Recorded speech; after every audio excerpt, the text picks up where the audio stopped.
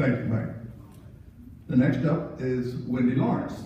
Wendy Lawrence's father and grandfather were naval aviators. So it's obvious why she went to Annapolis and became a naval aviator. She was a helo pilot. Her father is Vice Admiral William Lawrence, who was also a finalist in the Mercury 7 selection.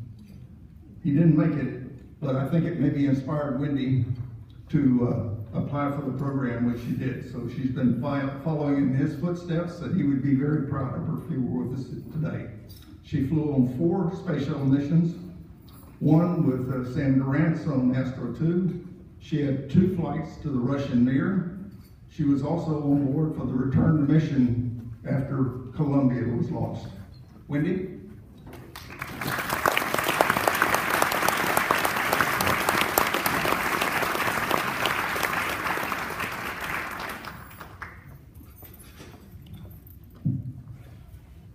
Mark, I love your story. Let me put it in perspective for me. I'm the junior astronaut here tonight. Guys like Crip, yeah, obviously your hero. Bob Seek, a legend amongst folks down here at the Kennedy Space Center.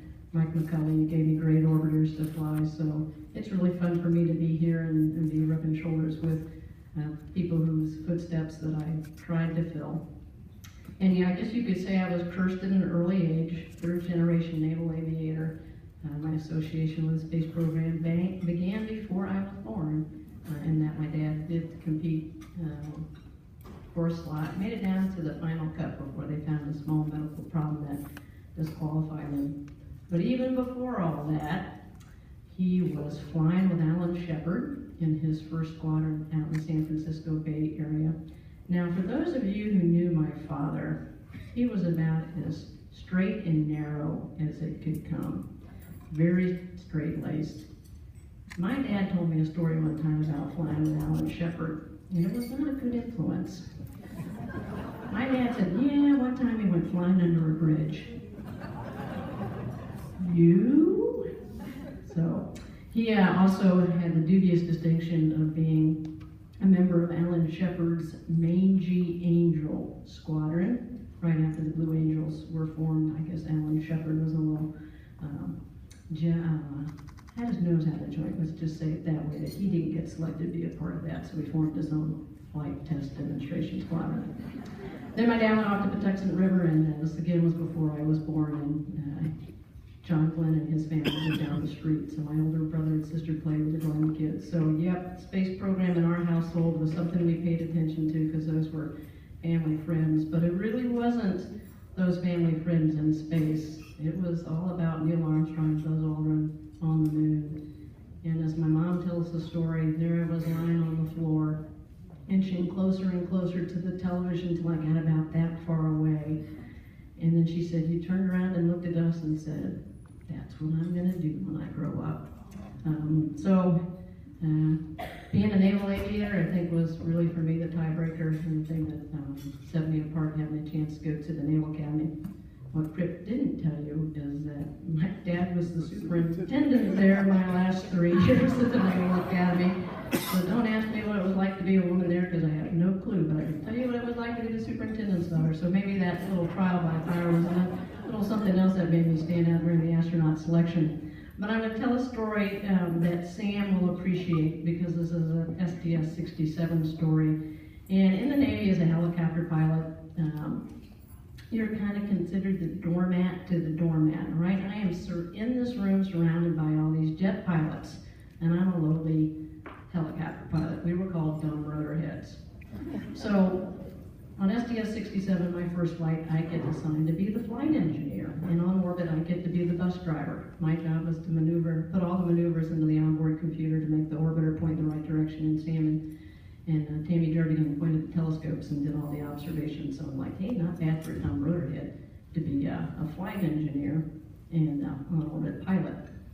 So you spend months and months and months preparing for your mission. We probably had 100-some hours in the motion-based simulator, practicing all our launch procedures, all the various emergencies that your training team can throw at you, and even more. And as a flight engineer, it's kind of your job to make sure the commander and pilot were going through the checklist procedures correctly, handling all the emergencies, not missing a step.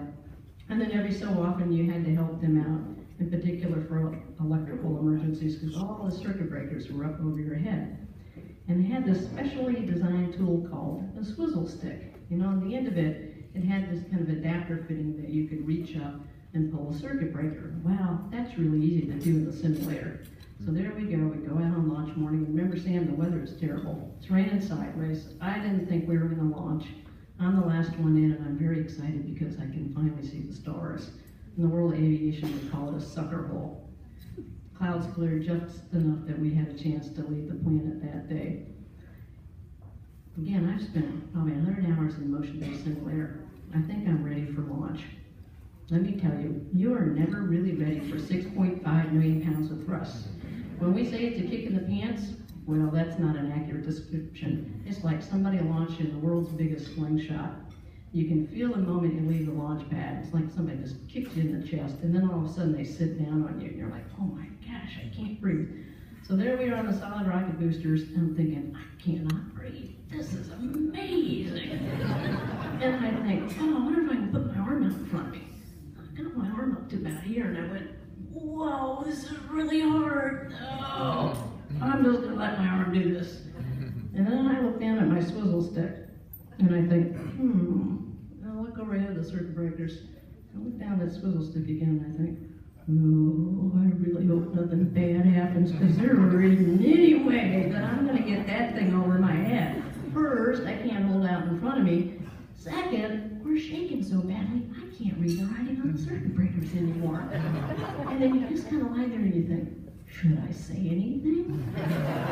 No, I don't think so. Let's just hope everything goes really, really well. So, thank you again for giving me a great work order, because we had an electrical problem that day. There was no way in the world I was getting that swivel stick in the car. So, lucky for you, Sam, we didn't have a problem, because again, it would have been a really bad day, because I would have been like, oh, I don't think so. Once again, let me thank you all for coming. This is a great foundation that we're here to support. Great if I had the pleasure of sitting with our future astronauts over here at the education table. So thank you guys very much for supporting.